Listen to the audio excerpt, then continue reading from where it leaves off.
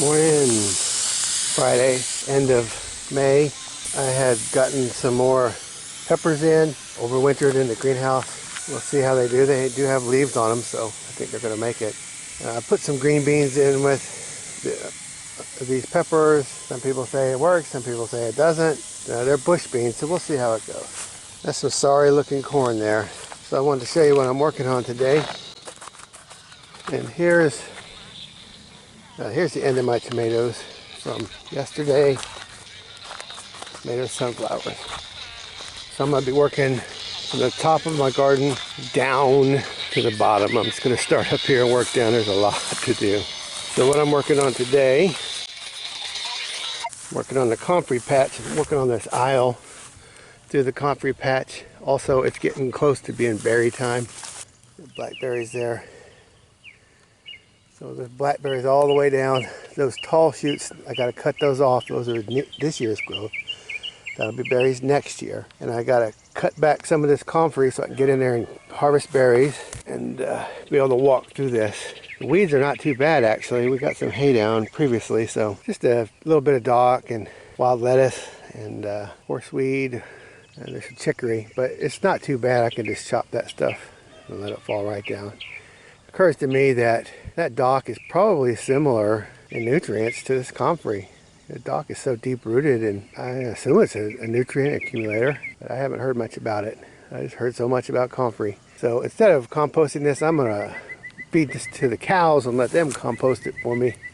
Let them get some nutrition out of it and get it into their manure, and it'll make its way back to the garden. I've got some gloves on, I got a machete, and I'm just clearing this path, and then I'm going to clear these blackberries. It's a little bit cooler today, which is nice. So I'm going to be working this part of the garden, making my way far down to the oldest part. We got plenty to do. I'm just going to start here and do it completely and work down, so it's going to be a jungle at the far end by the time I get there. But I'm just going to kind of do it methodically, a lot of grunt work. So I'll keep you updated. I'll see how many wheelbarrows of comfrey we get to feed the cows, and then I'll show you what it looks like when we're done so we can be ready to harvest berries. Well, here's the weapon of choice. Got that little hook on the end, so when you're swinging it, it'll get that last little bit of plant that's trying to fall away from you. So I highly recommend that shape. It does help you chop more. And then you can also use it to kind of pull the stuff out after you cut it. Definitely the tool for the job. I'm gonna walk you down this aisle. So there's the blackberry patch on the left. You see a lot of fruit on there. So I chopped the comfrey back enough to make a difference so I can get in there and harvest for a few weeks. Probably through June, maybe a little in July, and then it'll be over. By that time the comfrey will be popping back up. So I liked this process of putting the comfrey and the blackberries together.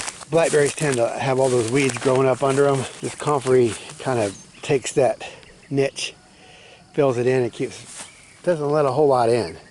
Now, since we're facing west, down here where we've had a little more moisture, you can see the grass creeping back in under the fence.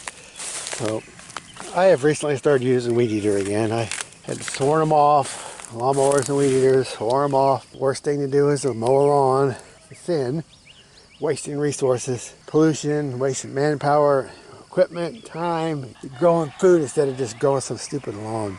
So that's why I swore off a weed eater, but man, I'm gonna bring that in here because that's just the best way. I'm gonna weed eat this grass along this fence, which now is my primary use for my weed eater, is just taking control of grass when it gets in where you don't want it. And then we're gonna mulch all this in heavy so I can get a handle on this weeds and get something good growing in here. There's a little thornless blackberry down here at the bottom. I planted so I keep an eye on it. That's the good stuff. I suggest just go ahead and go thornless. It's just better. They're not as prolific, but once you get them going, it's just a lot easier to take care of. So you want to chop all that new tall growth so you can encourage it to be more bushy next year. You don't want real tall, spindly berry bushes. You want them manageable. So I'll cut them again 1 or 2 times because they'll keep springing up. And I did leave them, all of my thorned blackberries, oh, and a rat, on the outside of the perimeter of my fence. If the cows reach over and nibble on them, it doesn't bother me or the goats. And then they're not going to take over the rest of my garden. I got this ditch between them. So if I rototill this ditch regularly, cuts back all the roots. So I'm encouraging them to grow out into the pasture, not into my garden. So I don't care if they take over that whole pasture, but they won't because the goats just eat them up. And I got the cows over in that pasture over there on the other side of that fence. So I'm just gonna toss all this comfrey over the fence. I might take them a wheelbarrow a day or something, as it's gonna sit there and age. But I'll let them over on this pasture in a couple days, and they can get to that comfrey that way. Instead of having to move it all, I'm just gonna throw it over the fence. Anyway, I'll get back with you later. So what is the best use for comfrey? Some will say to compost it and make compost tea. I say the best use is to feed animals. They get what they want out of it, and then it comes right back down, and the animals spread it around for you. They take this fertilizer and get it moving along the right way and drop it somewhere else. So they're actually saving a lot of time over a compost pile. Feed it to the animals, and then they feed the soil. And if everybody's eating on this side of the ridge, everything goes back down in my garden anyway. Everything's downhill. So get your food value out of it with your animals. Let them process it and move it on. People might disagree, but that's my opinion on the best thing to do with this. And this comfrey smells kind of like cucumbers, a little bit like watermelon, but like cucumbers, I guess. Anyway, this is a wheelbarrow, not sorted. I just kind of raked it in a pile and grabbed it. There's my rat terrier. So I'm going to feed these chickens. So it looks like we got a little bit interested in it.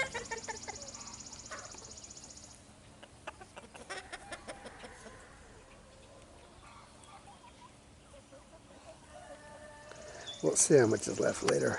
They're still eating on their regular scratch feeds, so it looks like they're going to eat it.